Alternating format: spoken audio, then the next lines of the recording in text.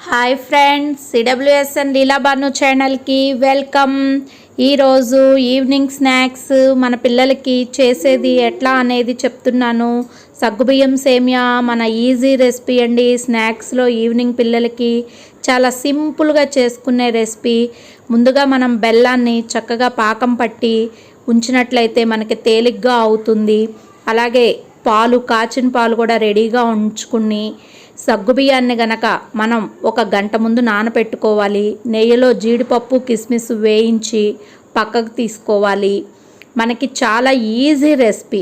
సగ్గుబియ్యం నానబెట్టుకుని కాచిన పాలు, బెల్లం పాకం, అలాగే మనం వేయించిన జీడిపప్పు, కిస్మిస్ ఉన్నట్లయితే మనకి ఈవినింగ్ స్నాక్ రెడీ అయినట్లే. ముందుగా మనము 1 కప్పు సేమియాని తీసుకుని దాన్ని నెయ్యిలో వేసి వేయించుకుని నానబెట్టుకున్న 1 కప్పు సగ్గుబియ్యాన్ని చక్కగా మనము చూపించిన విధంగా 1 గంట ముందు నానబెట్టినవి చాలా త్వరగా ఉడుకుతాయి. వాటిని కూడా వాటర్ పోసుకుని రెండు స్టవ్ల మీద పెట్టేసుకుంటే మనకి ఈజీగా అయిపోతుంది. ఇంకో స్టవ్ మీద నేను కాచిన పాలని వేడి చేస్తున్నాను. మీరు కనుక పాలు పచ్చివైతే పాలు కూడా కాసుకుంటే 3 ఒకసారే మనకి పని అవుతుంది.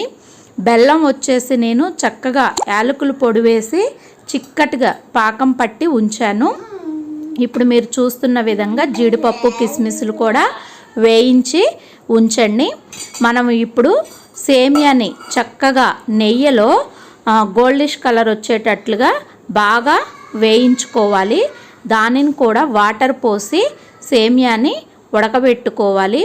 అలాగే మనం సగ్గుబియ్యాన్ని, నానబెట్టిన సగ్గుబియ్యాన్ని కూడా చక్కగా తెల్లగా వచ్చే విధంగా మనం ఇప్పుడు మీరు చూస్తున్న విధంగా సగ్గుబియ్యాన్ని కూడా ఉడికించుకోవాలి. సగ్గుబియ్యం గనక బాగా ఉడికితేనే మనకి టేస్ట్ బాగుంటుంది. సగ్గుబియ్యాన్ని బాగా ఉడికించుకోండి. అలాగే ఈ ఉడికిన సగ్గుబియ్యాన్ని మనము సేమియాలో కలిపి సేమియాతో పాటు ఇంకొక 5 నిమిషాలు ఉడికించుకుంటే 2 కూడా కంబైన్డ్గా ఉడికి బాగుంటుంది. ఇప్పుడు మీకు చూపించే విధంగా ఉడికిన సగ్గుబియ్యాన్ని సేమియాలో కలిపి ఒక 5 నిమిషాలు రెండింటిని కూడా ఉడికిన తరువాత మనము కాచిన పాలను కలుపుకుంటూ ఒక 2 నిమిషాలు పాలు కూడా మన సగ్గుబియ్యం సేమియాతో ఉడికే విధంగా ఉడికించుకోవాలి. ఇప్పుడు నేను పాలు మనకి పల్చగా కావాలి మాకు సగ్గుబియ్యం అనుకునే వాళ్ళు ఎక్కువ పోసుకోండి. లేదు మేము కొంచెం చిక్కగా తింటాము అనుకునే వాళ్ళు పాలు తక్కువ పోసుకోవచ్చు. నేనైతే కొంచెం పాప వాళ్ళకి పల్చగానే ఉండేటట్లుగా పోసాను, పాలు ఎక్కువ పోసాను. మీరు చూస్తున్నారు కదా, పల్చగా ఉన్నట్లుగా పెట్టాను. ఈ విధంగా మనం స్టవ్ ఆఫ్ చేసుకుని కొంచెం చల్లారిన తర్వాత, ఎందుకంటే వేడిగా ఉన్నప్పుడు మనం బెల్లం వేస్తే పాలు ఇరుగుతాయి, అందుకే చల్లారిన తర్వాత మనం ఈ ఉడకపెట్టుకున్న బెల్లం పాకాన్ని సరిపడినంత తీపి చూసుకుంటూ కలుపుకోవాలి.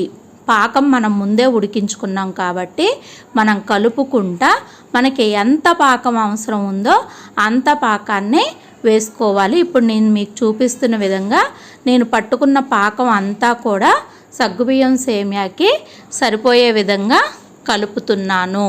మీరు కూడా చాలా ఈజీ, మీ పిల్లలకి చేయండి. కాగిన పాలు ఉంటే నానబెట్టుకున్న సగ్గుబియ్యం సేమియా వేయించుకుంటాం అంతే. జీడిపప్పు, కిస్మిస్, బెల్లం చూసారుగా పాకం పట్టి ఉంచుకుంటే మనం ఇలా కలిపేసుకోవచ్చు. ఎంతో రుచికరమైన సగ్గుబియ్యం సేమియా నచ్చినట్లయితే లైక్, షేర్, సబ్స్క్రైబ్.